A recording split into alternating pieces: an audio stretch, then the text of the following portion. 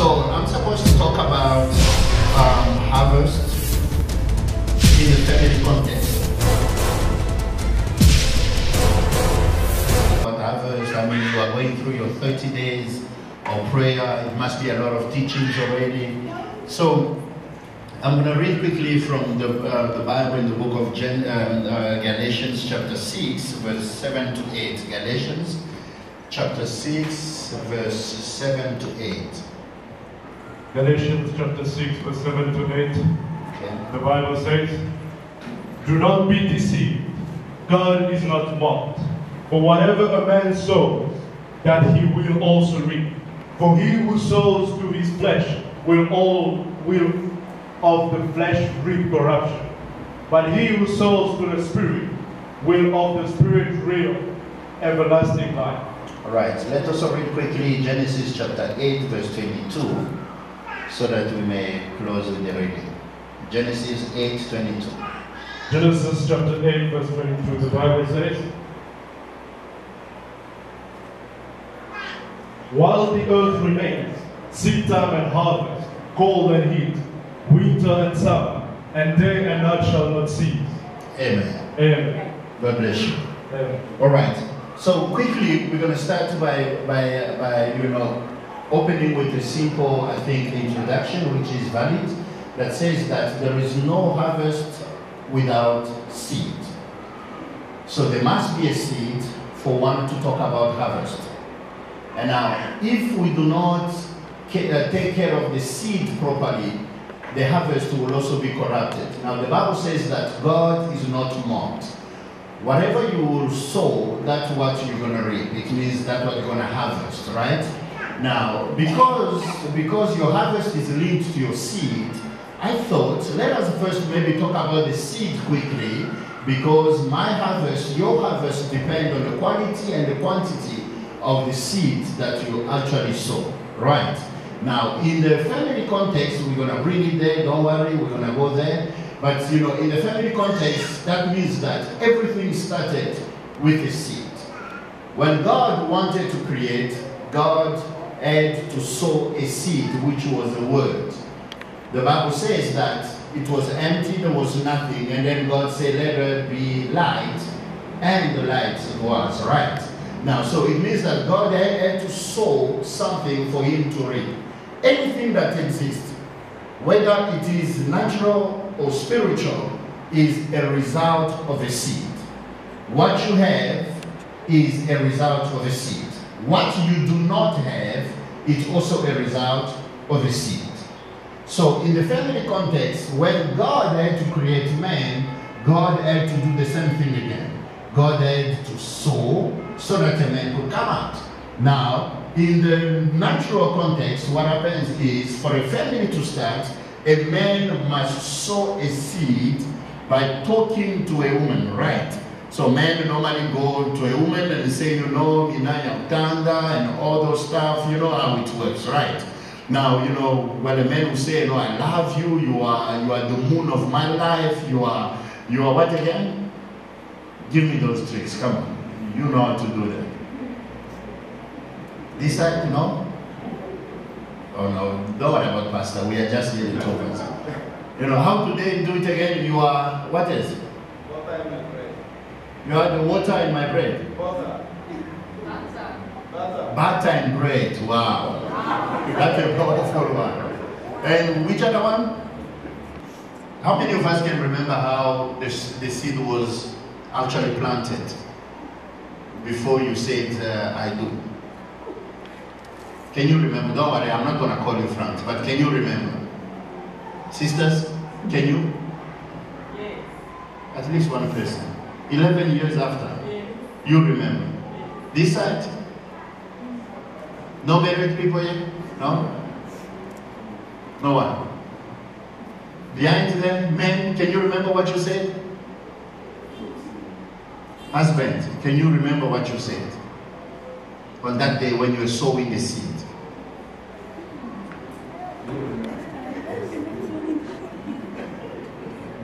I said so many. He said so many ways. Can you remember that, Mama? Are you the wife? Yeah, so can you remember the many things? There were too many. Alright, so, but you see, you get the point, isn't it? It starts with a seed. So a man came actually and said, you know, I love you and blah, blah, blah, blah, blah. And then you looked at it and said, you know what, this is wonderful. I like him as well, you know, but the Congolese women, they will tell you, I want to go think about it, I want to go pray about it. And she will make you walk at least 6 months before she says yes, you know, she'll take your airtime, she'll take your KFC, she'll take your transport, she'll take, you know, all your gifts, but she's still praying about it, right? Yeah, it looks like only Congolese do that. Is there any other nation? You also do that? Yes. Is it? Who's that? From where? South Africa? Is it? Yes, we do. Which South Africa? China. This South Africa? This South Africa. Oh, okay, first time I hear that. Yes. How long do you normally make them walk? Long as you say 6 months and you are just Hey, and a man is patient. and the man is patient, yes. Wow. First time I hear that. Is that true? Okay. You said yes. Who said yes? All right. So, well, since I'm from Congo, I know what Congolese women do. And I know they're specialists in that. Right? They will pray without praying. They will eat your money without saying yes. And then, you know, eventually they say, no, but my pastor said that you are not the one. And then you feel like, oh my goodness. So all my investment is gone for free, right? But anyway, so there are two things that can be considered as seed. All right? The first one is the word, as we said. You know, family starts with that as a word. And then the second one is what we call material investment or offering or sacrifices. All right, so the first one is the word. The second one is material investment or sacrifices. So which means that when a person wants to have a harvest, they must invest these two things. Number one, the word. Number two, sorry? Material investment And sacrifices. So if you are not able to sow these two things, forget about harvest. So harvest can be part of, you know, can be a result of your prayer. Yes, because your prayer becomes your investment, right? Your prayer becomes your seed. That's why you harvest from it.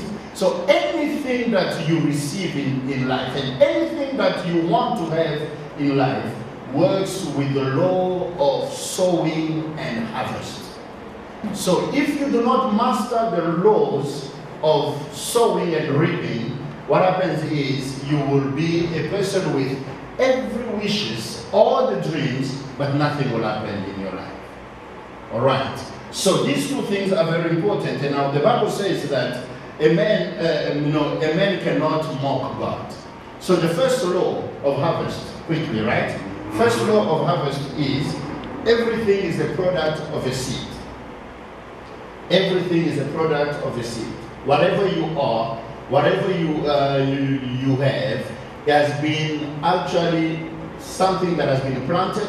You know, it's either you are harvesting now or you are planting to harvest tomorrow. But everything is a product of a seed. Does that make sense to anyone?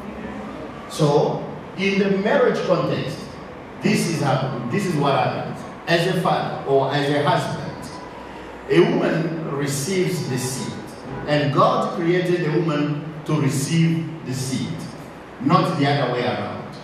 So physically, she was designed to receive the seed. Emotionally, she was designed to receive the seed. Even spiritually, she was designed to receive the seed. That's why it is important that a man knows exactly, as a husband, as a father, you must know exactly what is your role in this process of sowing, in this process of planting. So a woman is considered as a raw material. Does that make sense to somebody? Raw material? So it means that she is there, she's ready to become anything that that you want to be according to the seed that you plant in her. A woman actually, whatever she gives to you is always a result of what you have planted as a man. So if you have planted mashakara, you know shakara, right? You're going to receive mashakara. If you insult your wife every day, she will insult you back because that's what you've planted. So a wife is actually designed like that by God. What does that mean? It means that a true man being a true leader cannot blame his wife for anything because eventually he's the one that is responsible. Can all the men say, which is the law of reproduction, second law. Any seed that you plant will reproduce. It doesn't matter. Whether it's a good seed or a bad seed, it will reproduce. Every investment that you do will reproduce. Whether it's a good one or a bad one. Now, the nature of your investment and the nature of your words will determine the kind of, of harvest you're going to have, right? But it's going to reproduce. Somebody say reproduction. You see, God never created actually, many people. God created one man.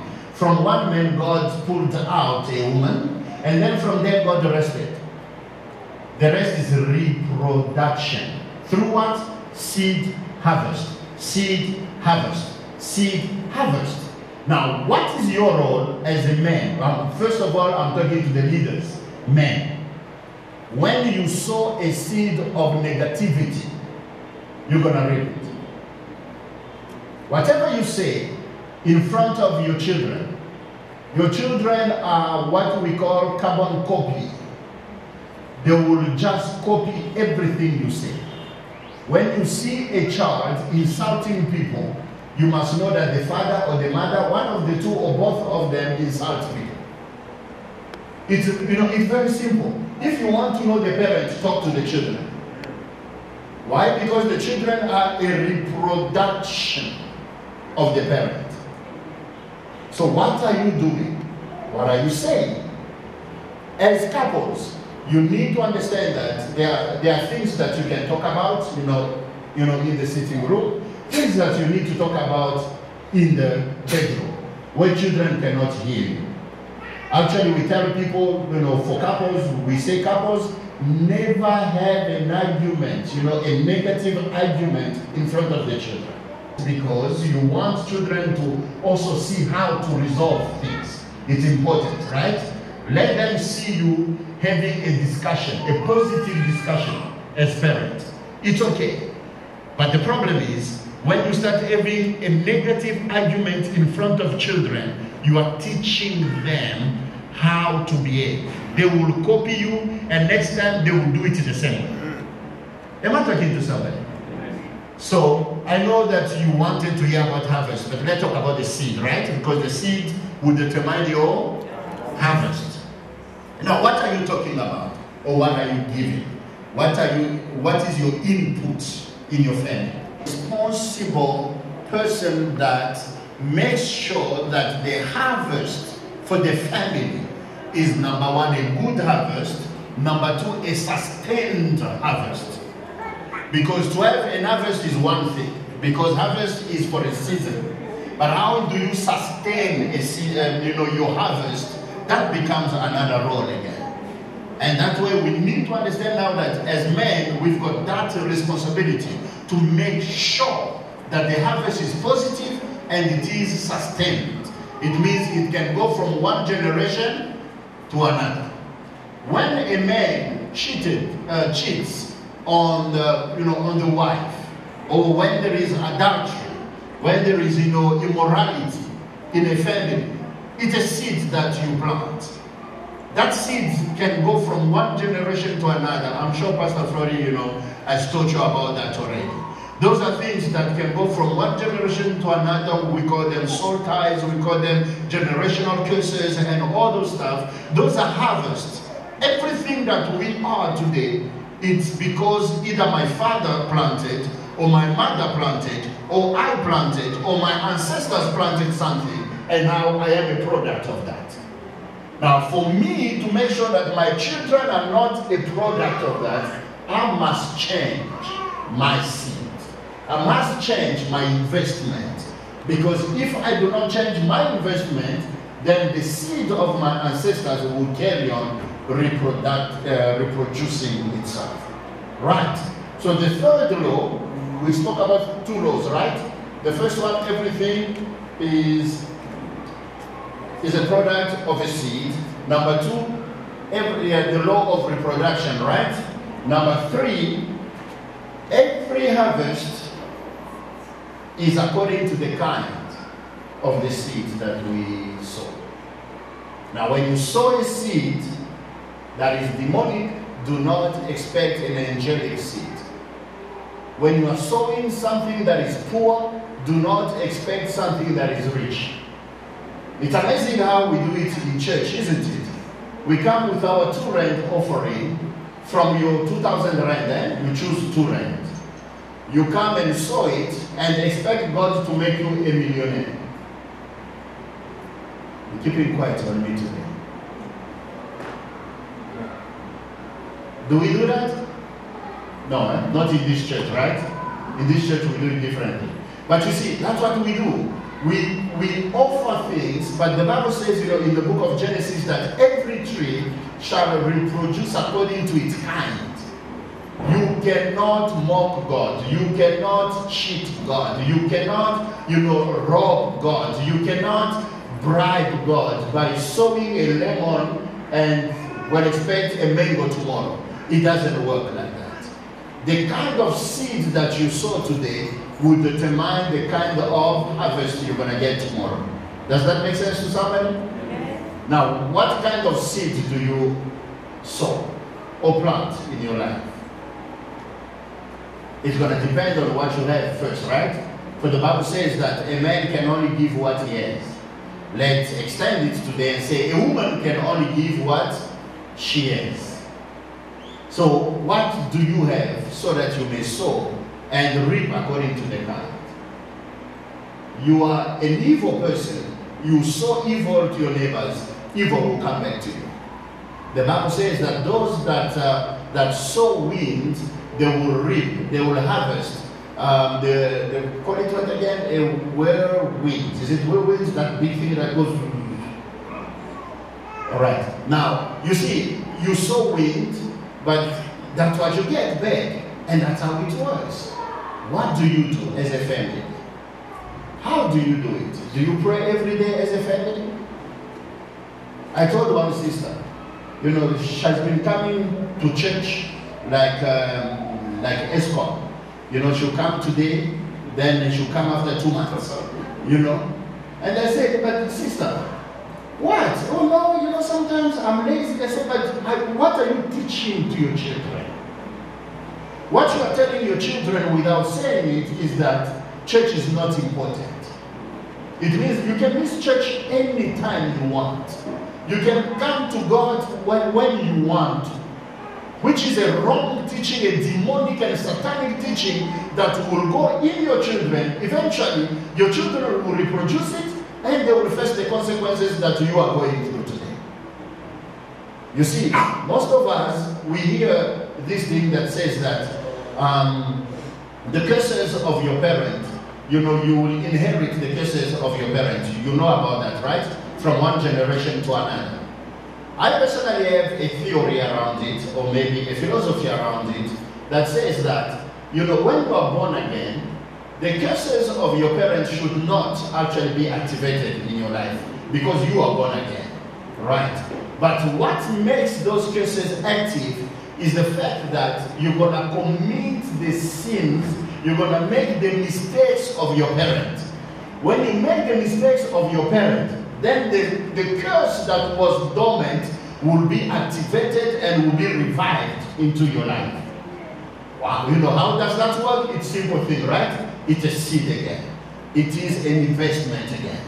So you are here tonight, you are here as a responsible person, not only as a father or mother, but even as children. You are all responsible to make sure that you correct the seed so that you may have the best of the harvest. All right. Law number, is it number 4 now? Harvest is always bigger than the seed. So if you sow right now, you plant right now 1 grain of maize, you're going to reap maybe 4 or 5, how do you call those things that where the maize come up, the corn, right? You will have, for example, 4 or 5 corns of maize coming from 1 grain or 1 seed of maize. Why? Because it's a law, right? You sow, you reap always more than what you sow. Now, the bad thing is, when you sow negative, what's going to happen is, eventually, you're going to sow more than what, you're going to reap more than what you sow. When you sow bad things, they will come back in a full measure, pressed down, shaken together, and running over you. Does that make sense? But when you sow a good one, you benefit from it, isn't it? But remember that these laws of harvest, they do not work only in the positive. They work both positive and negative. Now, it is our responsibility again, as parents, as children of God, to make sure that we sow in the right direction. Let's go back to practical things that are very easy. As a family, do you plan your offerings with your children? How much do you give to your children, by the way? 10 cents? 1 rand? No, look at me, it's okay. I don't know, so you can lie to me anytime you want. So, but how much do you give them?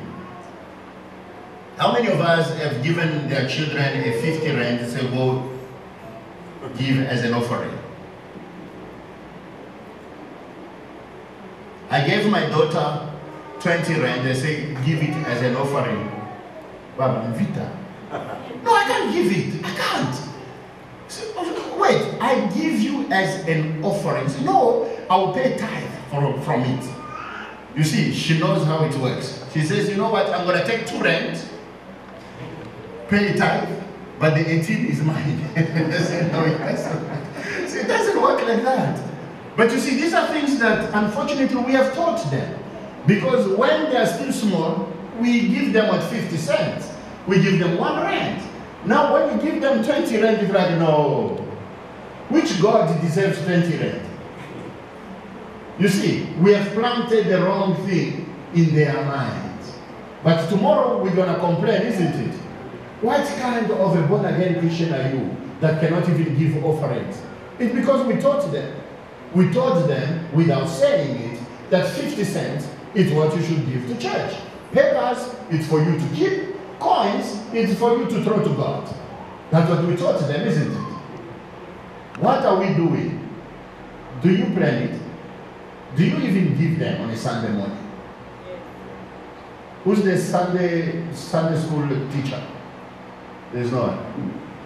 You are. Do you collect offering them? Few of them are. And I'm sure it's those. Yeah.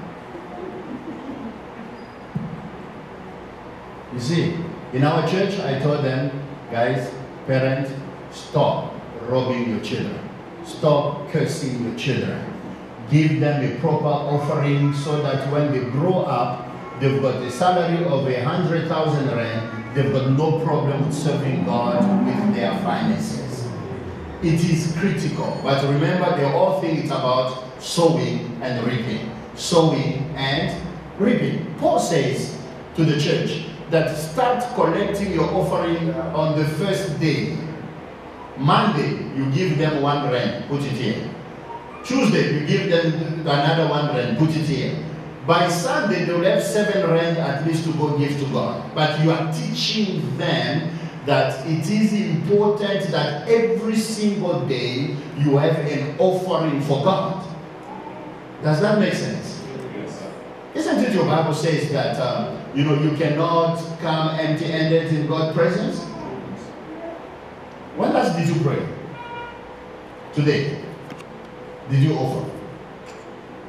Yesterday when you prayed by your place, or this morning when you prayed by your place, did you offer?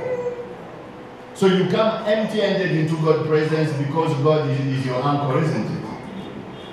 No, of course not. But the thing is, we forget that God wants to teach us how to harvest. God does not need your offering. God needs you to have a harvest. Now, can you tell your neighbor that God does not need your offering? God needs you to have, but because He knows that you need a harvest.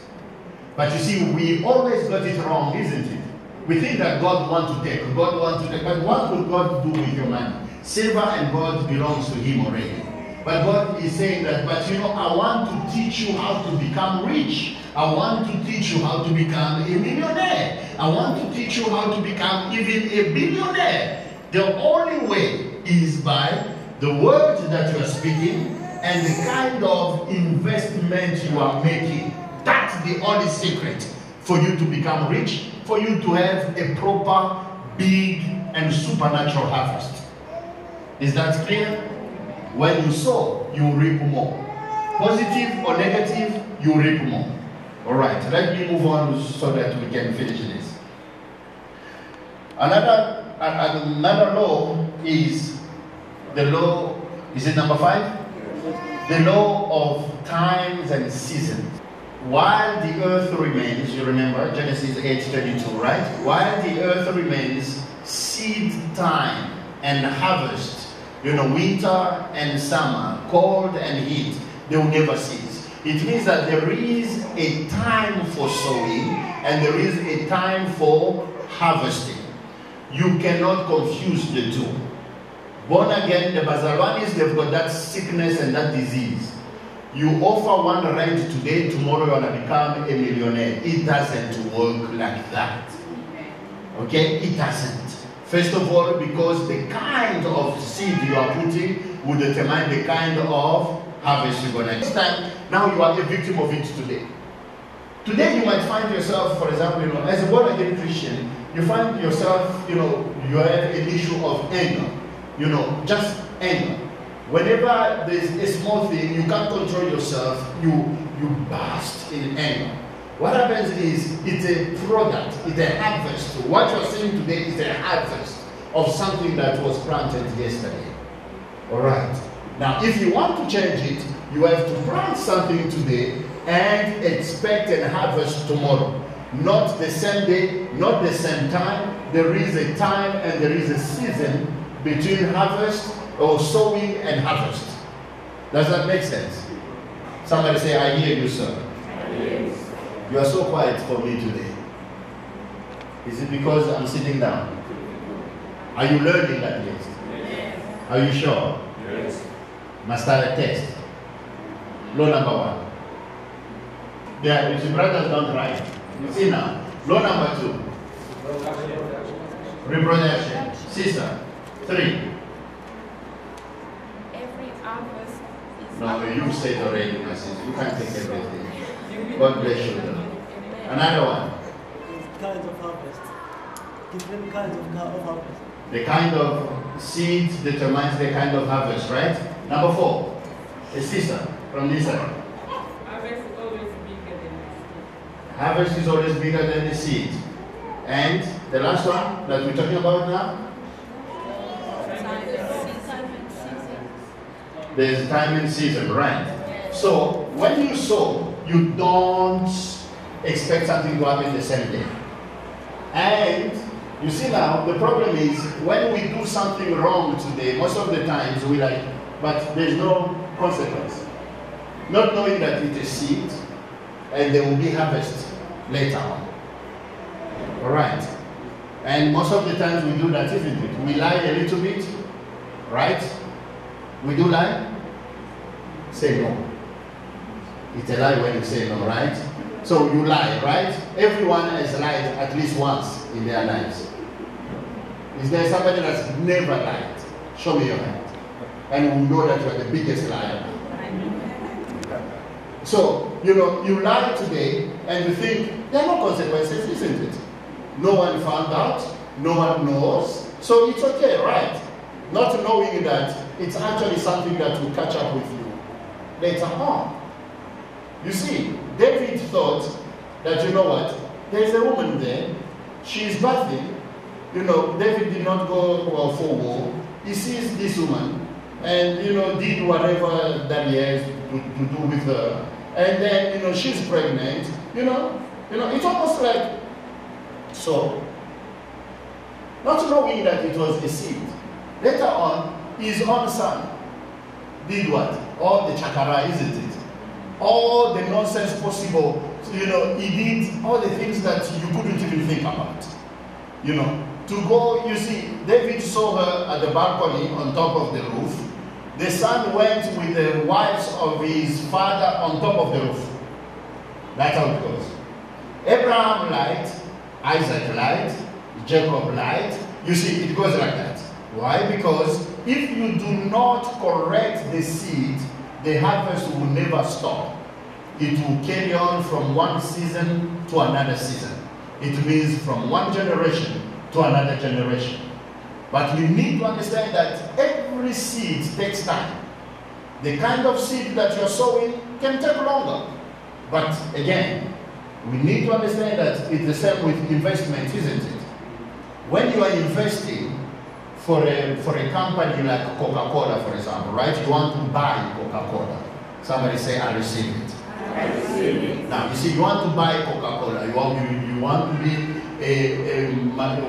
the majority shareholder of Coca-Cola. I mean, your investment won't be like when you want to buy a loaf of bread. When you want to buy a loaf of bread, which is 15 to 20 rand, you know, you save what? You don't even save, you just buy it. But when you have to buy Coca-Cola like that, that can take years of savings so that you can get it, you know, by the end of the day. But if now you do not understand that, what's going to happen is, Father, I need a car. You sow today, you close your eyes, you open, Father, you know, by the time I open my eyes, the car must be standing there. It doesn't work like that. Why? Because the values of things that you ask for determines also the kind of investment. All right. If you want, for example, a cabbage, is it cabbage? You sow it today, I'm sure after 2 weeks or 1 month, you've got a big cabbage already looking at you like this, right? And after 2 months, you can actually eat it, I'm sure, and finish it and forget about it. But if you want a tree, like a mango tree, for example, you're going to have to plant that seed, but the seed will take the time that, you know, it's going to take. How long does it take for you to have mangoes? 4 years. 4 months. 5 years. 4 to 5 years. Now, you see the kind of investment, the kind of times, it depends. But now, the problem is, some of us, we don't have any notion of time. All that we want to do is to harvest, harvest, harvest, harvest. Now, in the family, what happens is, a child will grow, all right? The good thing with time is, time gives you a chance of growth. Not only a chance of growth, a chance of maturity. Now, when you give time to time, it will grow things. It will make things mature. It will make things more perfect. It will make things better. You are married 11 years, you say, then, my sister. Is that your husband? No. No, I'm just asking. Sorry, I don't know. You know, 11 years, from the day you got married to now, you have seen the growth, isn't it? Why? Because time was there. Now, most of us, we don't give a chance to time to start changing things, to start correcting the seed. You have a husband. Maybe, you know, he drinks. Let's give that, you know, as an example. You want him to change today because you are born again. Did you change in one day? You are born again since you were born. Now, you want him to be born again today and change the same day. Yeah. What's your problem? Oh, that's a husband. Congratulations, sir. Congratulations for the 11 years. Oh, thanks so much, sir. You know, your wife gave the secret away. Oh, is it? Marvelous. Well, you must be used to that, don't you? Yeah. All right, so you see, give time. Your husband can change. Your children can change. Your wife can change. It's a matter of time. You know, there are so many people that come to our, to our counseling, one-on-one counseling, and they say, I don't know what to do with him. I say, give him time. He's going to grow out of it. And people go, wow, no, no, I don't think so. I say, well, he will. Believe me, he will. And seriously, we do. We do grow out of issues. We do. There are things that we do because we are childish. Yeah. When we grow, we stop being childish. We stop, then we move on. There are things that you also, as a sister, there are things that you do today, for example, talking to all your neighbors about your husband. It's because you don't know. One day you grow, you will understand that when you talk about your husband to your neighbors, you are actually exposing him, and one day one of the neighbors can take him. And then you realize, so never again, you have grown. But for you to grow, time. Tell your neighbor, time. So it's a critical law of harvest, right? Time. If you want a proper harvest, give it time. Yeah. Give it what? Time. Never rush the process of growth. Never rush the process of harvest. Never rush it. Eventually, you're going to eat things that are not ready. Allow it to grow. Your children, today they are what they are doing. A child, can be crying. I was flying today from Joburg. We're sitting with this lady, shared, a baby. The baby was crying and making all the noise since Joburg until Cape Town. It's a child. You know what? I was looking at the baby, I smiled. Did I like the noise? No. But it's a child. One day that child will grow. The child wouldn't do that. That child will sit next to me, after maybe 10 years without even me knowing that this child was actually that small thing that was making noise one day. You understand? It's a matter of what? Giving it time. All right, so for your children, allow them to grow. And growth, means what? They make mistakes. Amen. Now the children will love me for this, right? Give them a chance to experience without sacrificing them. Amen. Now, I will say it again. Give them a chance to experience without sacrificing them. What does that mean? It means we give you a chance, but it's within a range. Amen. Right? Amen. Good? Yes. We give you a chance, but we are supervising. We are watching. We are making sure that you do not burn yourself, because when you are experiencing, you can die. Right? People do die, right? A child, a small kid can die by trying things. But we have to give them a chance to try. Otherwise, we're going to have grown-up babies that are just big bodies, but babies because they never grew. My child, she's 14, the firstborn. She says, I want to walk to school. And I say, why? Say, no, all my friends walk. Same battle. Sorry?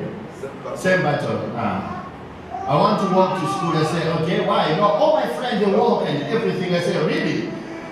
I said, but if something happens to you, what will happen to me? I will be irresponsible. If they kidnap you, or they bump you with a car, or they kill you, or whatever thing, I will never forgive myself. Now, this is not only for you. This is what I tell my daughter, right? This is not for you. This is for me. For my peace, I will not allow you to do it. Why? Because it's within a range. Right? So as children, understand that as your parent, we've got a responsibility to protect you. We've got the responsibility to make sure that you grow in the way that we believe that is right. But on top of that, we must make sure that you do not die. That is the most important thing. You must not die. So I told my daughter, you can fight me the way you want. I'll drop you in the morning. Around 2, when you are done, you'll find my car waiting there. I'll take you back home. When will I have time with my friends? I say, invite them to church. After church, you can have time with them. They never come to church. So I say, see, they're bad friends. Because if they were good friends, they should come to church. Then at least you can speak the same language. Now you want these other friends that are speaking party, boyfriend, and all those things. You want me to give you a day with them. You see, a day is an investment. It's a seed. Later on, you come to me and you tell me that, Daddy, why don't I have a boyfriend? That will be the next question. You see, so because I don't want that kind of harvest, I refuse the seed. You are not going to have a day with the wrong friends. You see. Does that make sense? Wonderful. Now, let me move on. Number 6, right? We only reap when we persevere. Many people die poor, many people die without anything, many people die unhappy, not because God is, not because God is not able to do it, but because actually people give up. When you give up, there is no harvest for you. It takes time, right? You sow, you water, you protect, you trim, you allow it to grow, and you do all those things so that fruit can come at the end of the day. It perseverance. Every farmer knows that. If you do not persevere, you will never get any harvest.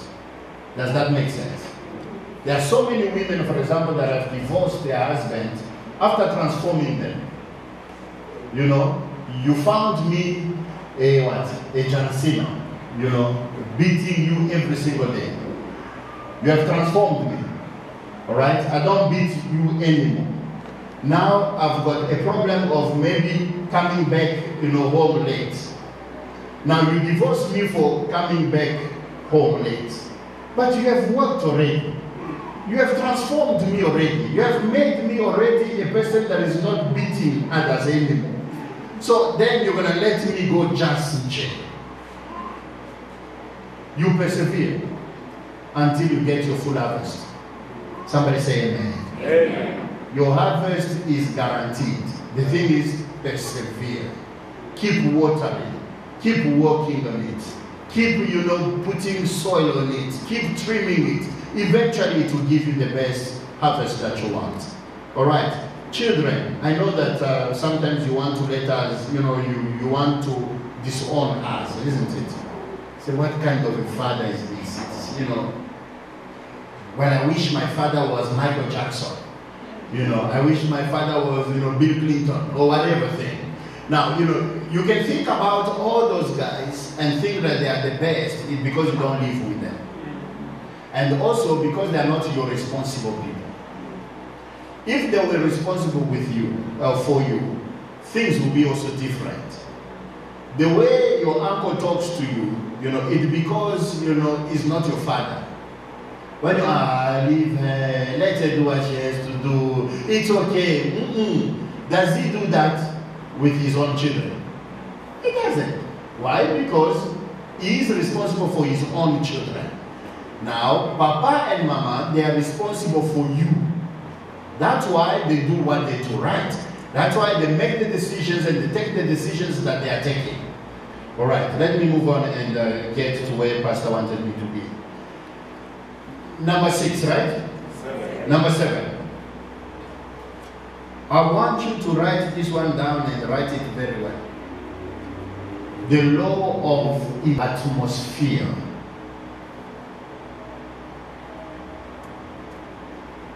The law of environment and atmosphere. It means your harvest depends on the atmosphere in which the seed has been planted.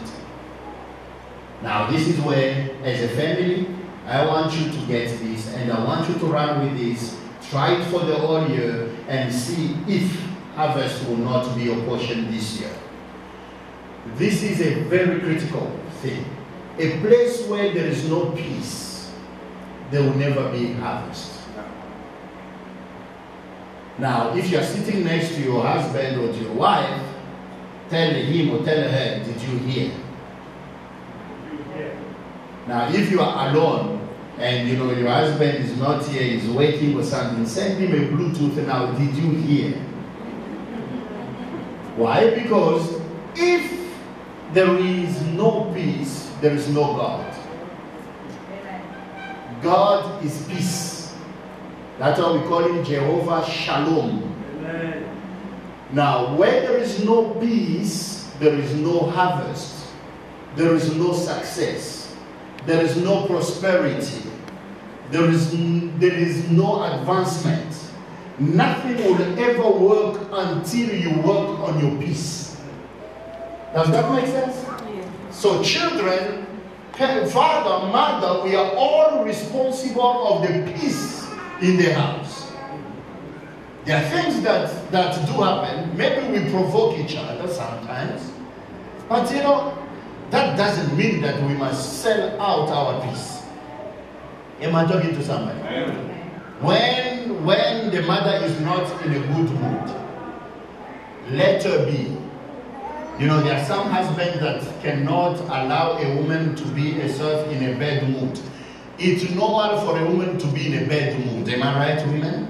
Yes. They just wake up. There are no reason. There is no fight.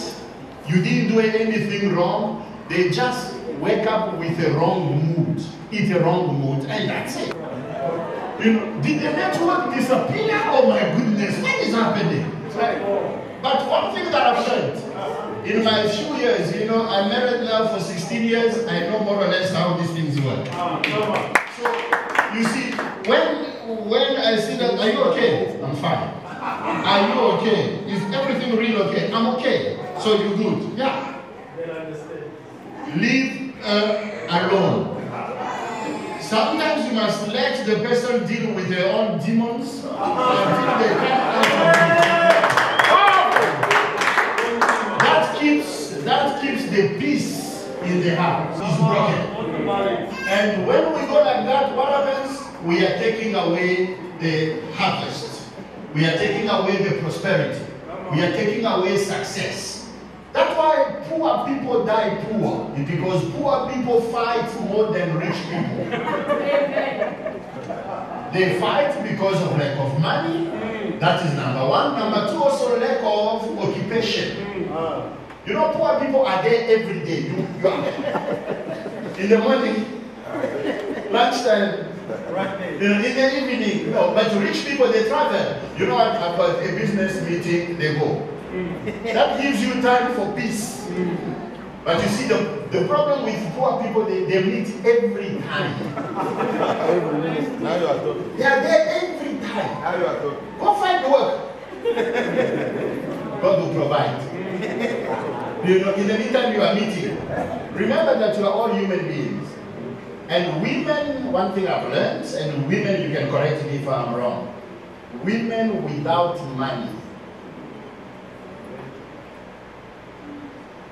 You know, I don't know how it works. Most probably because God created them to receive money and to spend money, right? That's your gift, am I right, women? Spending, shopping. Oh yes, saving. Saving. Yes. They say not all of them. Oh, really? Shopping. Oh, really? Shopping. 99% say more. Only more. One thing that I know is women are gifted for shopping. They do it with pleasure. And they enjoy it to the point that they can even go, you know, tomorrow and after tomorrow and after a week and after another week. They can even travel for it. Am I right? Yes, sir. But now you see, the thing is, when there is no money, men, my fellow men, brothers, when there is no money, brother, it's problems.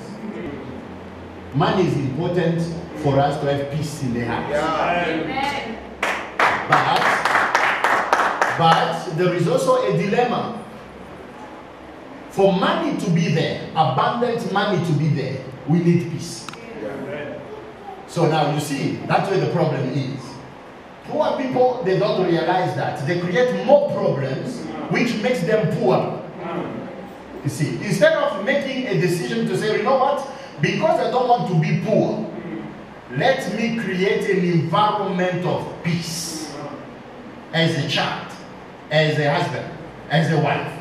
I told my children the other day, guys, when I come back, I'm tired. I come back home. Respect my peace. And then, but Daddy, I said, you know what? I also respect yours. I don't wake you up at 5. When I say let them sleep a little bit more, because I respect also your peace. So let us give each other, peace. Thank you. So that by the end of the day we may prosper. Thank you. Because without that we cannot prosper. A house without peace is a broken house. And the broken house will never experience divine and supernatural harvest. Never. So peace is key. Tell your neighbor shalom. Shalom. Now, peace is what? Key. If you do not maintain peace as children, you see Papa is tired, give him time to rest. Amen. You don't see him coming in, from work. Maybe things were bad. You just see him walking in. Papa, you know what? The teacher said, we need 300 rand for this and that. You don't know where I come from. Come on, talk about it.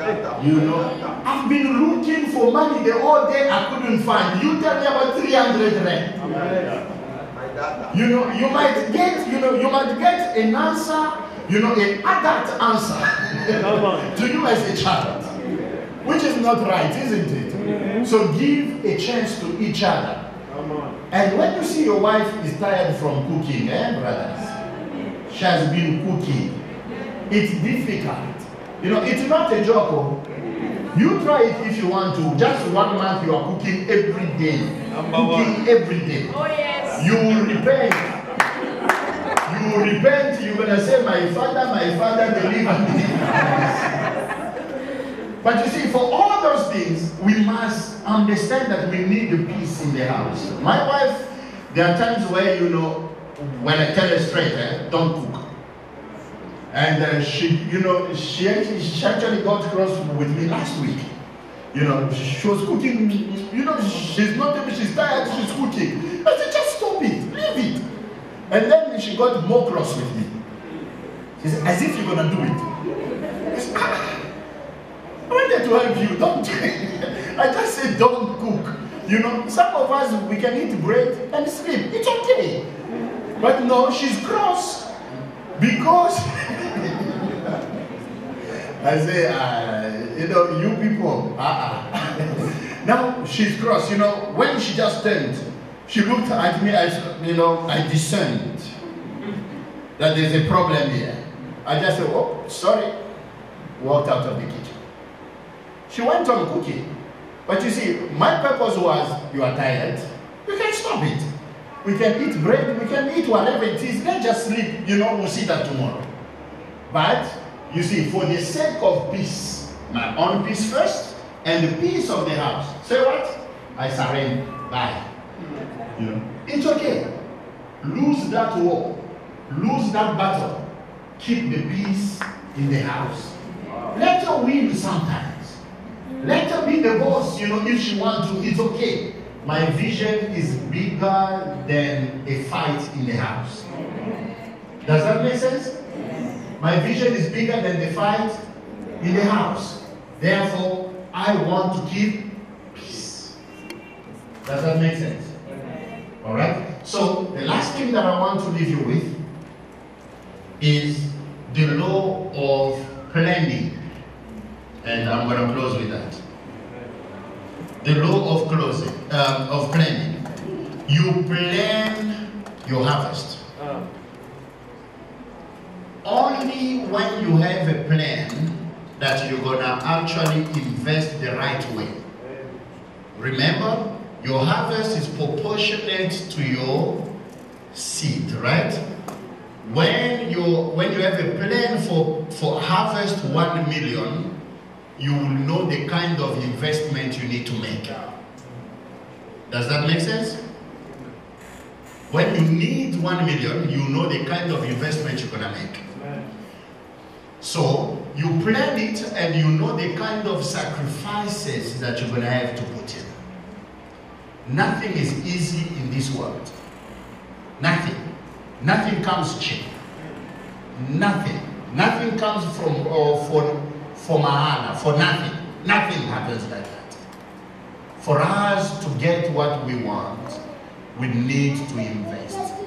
But you see, you need to know what you want first before you start investing. What are you investing for? I heard my sister there saying saving.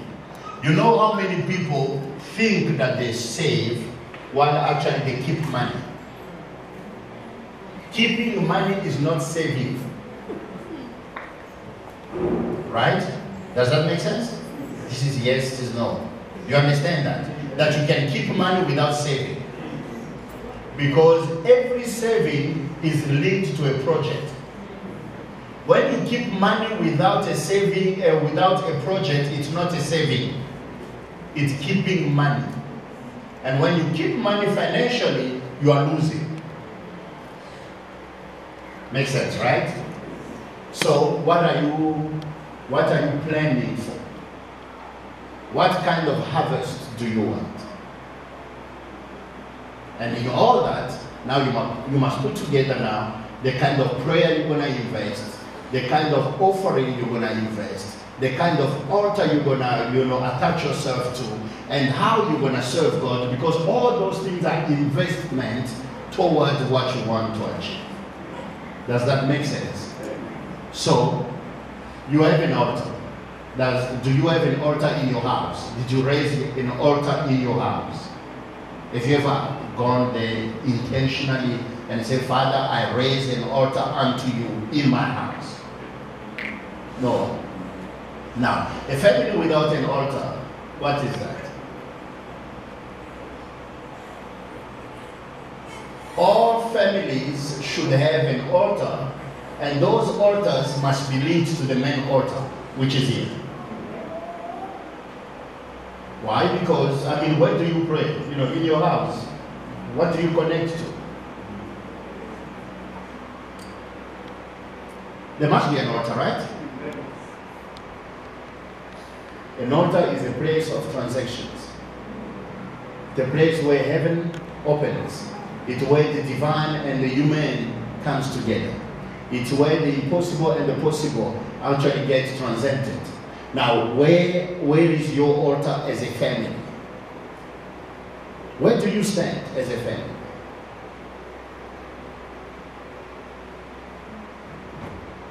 Per month, do you plan a offering, family offering? When you get paid, Mama, do you say, this is our offering for the family? Somebody talk to me, guys. You're too quiet. Or that means you don't do that. You see, monthly, when you get paid, when you get your salary, as a family, as a household, you get your salary. You must have, first of all, your tithe comes out. You know about that, right? Secondly, you must have an offering for your family every single month, not per year. It's every time that God blesses you. You must. Put together your 200 rand, put together your 500 rand, your 100 rand, whatever it is. Put together your money and say, this is for the family.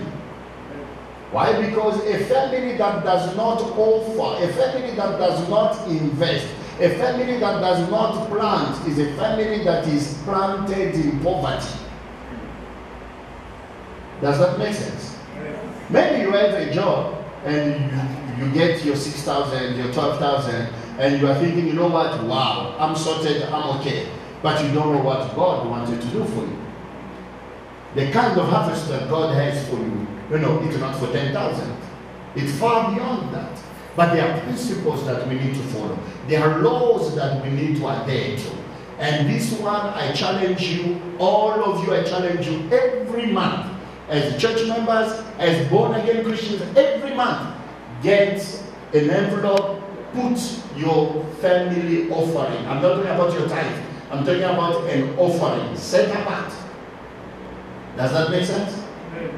And avoid problems in the house. Right? When she starts, women are gifted for that. You know, they talk 5,000 words. By the time you are about to say 2 words, they finish already 100,000. It's okay. Let her be. Protect the peace of the house.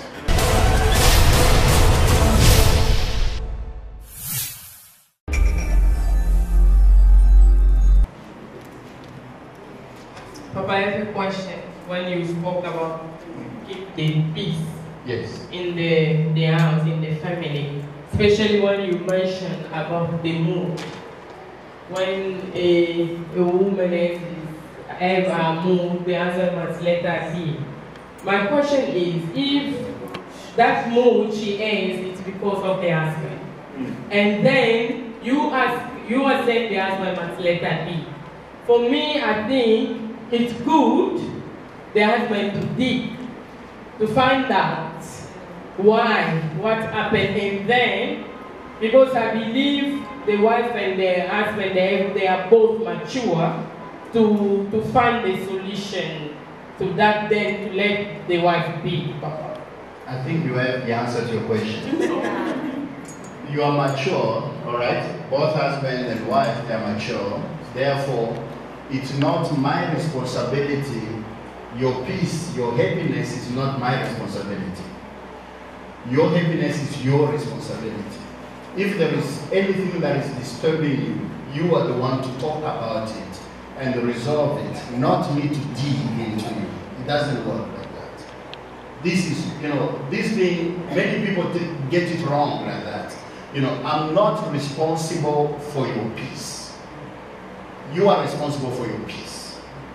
I walk out of the kitchen because I'm responsible for my peace. I say, you know what? I don't want my peace to be troubled. I walk out because I'm responsible for my peace.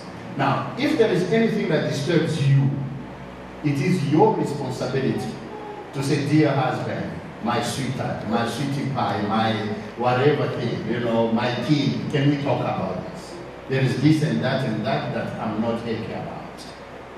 I would prefer next time to address this thing this way, or maybe talk to me this way, and whatever.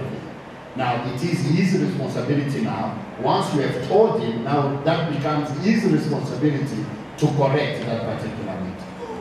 But first, it's your responsibility, because remember, I don't know, I'm not affected.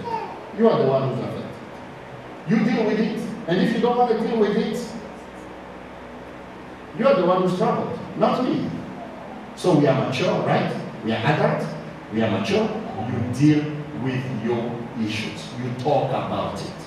Then it becomes my responsibility to correct. As long as you don't say anything, it's yours. Express themselves to their husbands according to their issues. But I'm saying, if, like you say, you did notice your wife change the mood, you notice. Because she's not like that. Yes. Yes. It may be as well in the husband you notice in your wife there is something wrong. And I ask. So yes. And I ask, you say you are fine. You say you're sharp. No. I ask, you say you are sharp. I ask again, you say you are good. So what do you want me to do? I must go pray, get a revelation of your problem. No, come on. We are for the sake of peace, Papa, for the sake of peace. Exactly. I think for me, I will ask husband dig more, just for the sake of peace. Isn't it, Papa? No. We don't dig more, it's enough. Digging. She even gets more cross now. What's your problem? What's your problem? Oh, sorry, So anyway, to cut the story short, it's your responsibility. Your happiness is your responsibility. Make sure that you are happy. Talk about it, solve it, make sure you are happy. Amen. Shalom. My name is Sylvester Obi. My question goes to the same Mama Joyce's asking. My question goes like this. What about this movie is something that is every day, and you're trying to find out and you're not getting the answer, what do you do? And it's like something serious, like all of a sudden, it's either in the morning or in the evening, the mood just changed for no reason. Then you try to find out there's no answer, what do you do? Okay, normally I think there are 3 or 4 types of these moods. There are these natural ones, right? Where they just like that, they are in chair. You know, they are just in chair. Then there's another one whereby they've got bitterness or unresolved issues that happened, and then you know you have moved on. Because women with forgiveness, you know, they tend to show us that they can forgive. But most of the times, most of them don't really forgive. You know, because of that, they've got those flashbacks. You know, you might be talking, for example, you see, you are talking, you know, there's this movie, you know, this man also, you know, how can he cheat? We know, like that and whatever. She looks at you, she remembers that you cheated. Straight, you know, try. You know, so there are some other things that are just unresolved issues. So you touch that particular point, things just happen, right? But also, we must also understand that there could be also what we call, you know, emotional issues and also some spiritual issues. There are some women that need spiritual attention. So you could have an evil spirit that is just working on breaking your marriage by changing moods just like that. So women must pray more so that they do not have mood swings. You call them swings, right? The mood swings. You know, you must pray more. Father, heal my emotions, keep my emotions, protect my heart, protect my mind, so that, you know, you don't have those zigzag stuff. But as a man, you have to support. That's your role as somebody that loves your wife. You love your wife, you must be there, okay? You know, after maybe an hour or so, are you feeling better? You know, what was it? She might tell you, she might not tell you. But if she does not say it, remember the answer question, the same answer here. You know, it is her responsibility. She must make sure that she deals with her emotional issues so that she may have peace. Otherwise, it's problems. I'm Brother Jean-René. Man of God, my question is going about tiredness. As you say, sometimes Mama she's tired. Like both are working. One is coming back early, and the other one is coming a bit late. And then the mother is coming always early, and the father sometimes coming late. And then all of you tired. And Mama she started to tell you kilometers of story, what he did from the day, what happened, a lot of story.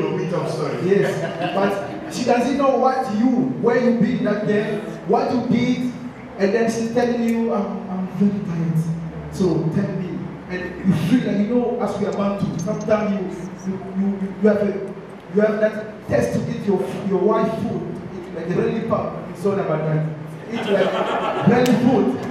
So when you get home, your wife she's telling you first kilometers of story, what she did that day, where she be, you know, I went back, I was juggling up and down to the shop. You see, I did something, but she doesn't know what you did that day. What you been? You need the food. But she's there, but she's telling you I'm tired. But you, the man, you feel your body like you mustn't do anything else, just eat and sleep. What's there? Night of revelation. All right. Kilometer story, it's you know, it's a human nature. You can't change that. They talk, and they must talk. That's the only way that they actually, you know, release their stress and release their negativity as well. So allow them to talk. That is number one. Number two, what I suggest to people and what I've tried to do also for myself is I have chosen simple tasks, you know, in the house. I say, me, I'll be doing 1, 2, 3. So that she feels that I'm also participating. The problem is she's not really tired. They get tired to see us doing nothing. That's the real problem. Am I right, ladies? Yes. You see, that's where the problem You see? So now, okay, fine. Now you see, my wife says, you see, that's it. We all come back home at the same time. You are there, you sit down. You are now, on your phone. I'm, in the kitchen. So what I do is, when we come back, home, at the same time, I go to the kitchen. Even if I'm not gonna do much, just be there. She might say, "Can I have the spoon?" You just give her the spoon. It's fine.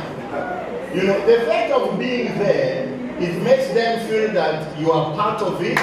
You are sharing the tiredness. You are sharing the work. So just be there. You see, your vision, your God is back. You see, Brother Rene, your goal is back. Do just, be a tactician. Give spoon, give sword, get back. All that you want is back. You understand? So, we must work with it. Otherwise, you're going to miss your path. Or the path will come, but with somebody that is not happy. So just be there. Just be there. Are you okay? How was the day? No, it was this, that kilometer thing, she's cooking. Talking about the kilometer, but she's cooking, putting salt, putting oil. By the time the kilometer is done, pap is done. Not your problem. You eat. It's simple as that. But be there. They want us there. That's the problem with women. They want us there. Stand up. Shalom, Jake. My name is Brother Kiki. I just want to ask you a question. The case, if I got a different case, but in the same way as my brother asked, because now you said if mommy and daddy come at the same time at home, but now the different case what I'm asking is, Mama, she was only at home, and then you come at home after work.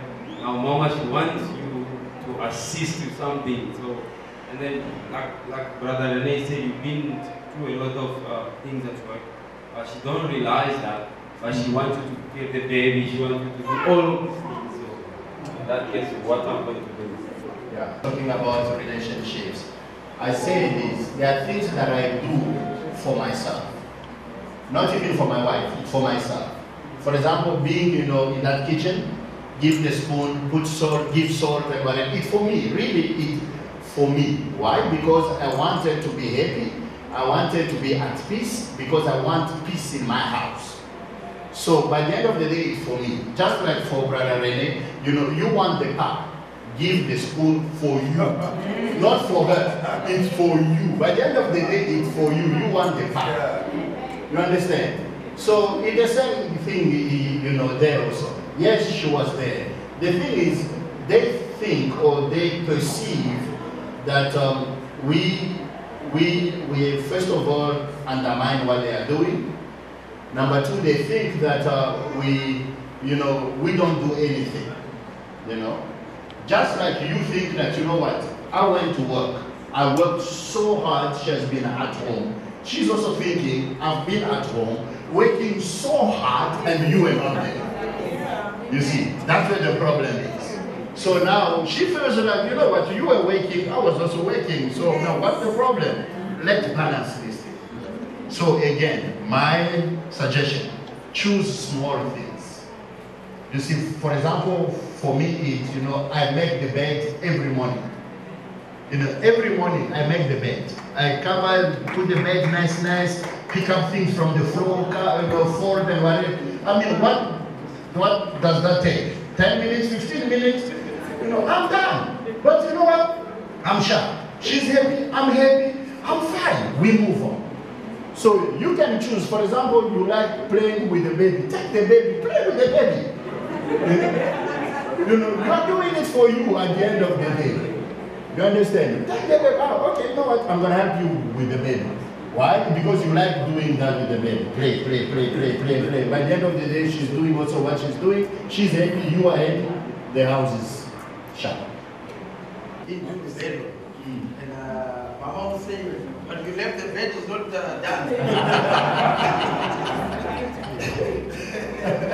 No, you know, we had a marriage preparation counseling last Saturday, and she was giving that example, that particular one. She said that, you know, for Papa, that is his duty.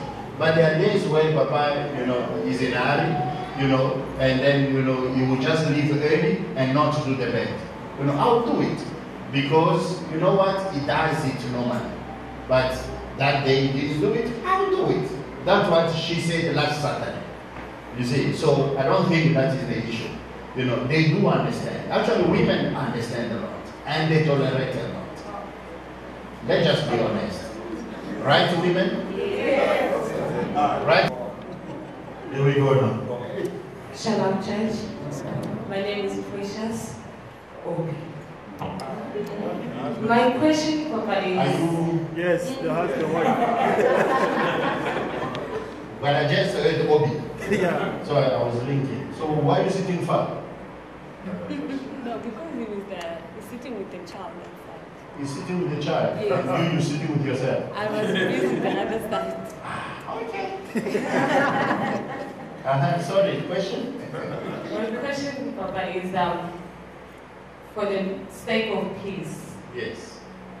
You always ask your husband, we have to do this, we have to do that, just to keep him noted.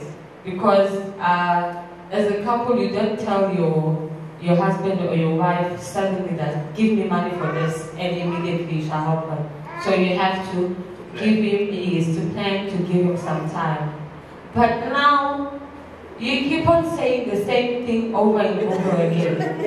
And like what you have asked him to do in the house.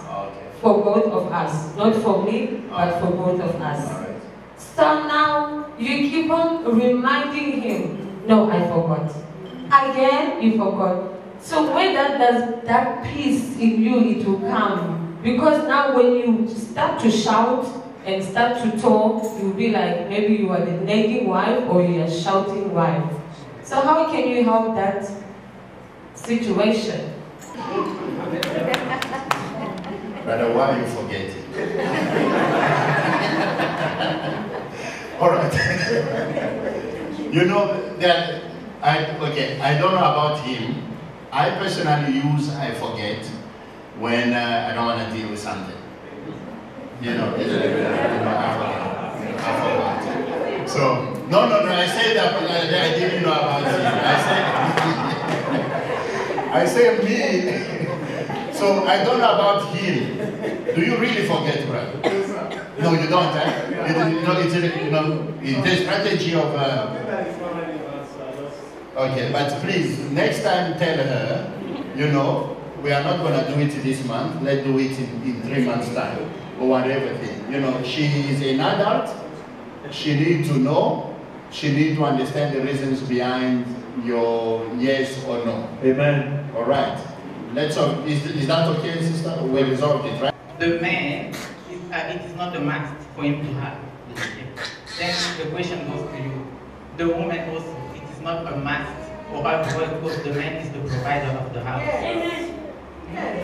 All right. So she can decide and stay at home and I do the cooking. The man goes at work and brings the money because you are the man of the house and you are providing for every single thing. So you do not ask in my corner, you also stay in your corner of providing. All right. Assembly. In every covenant, one is greater than another.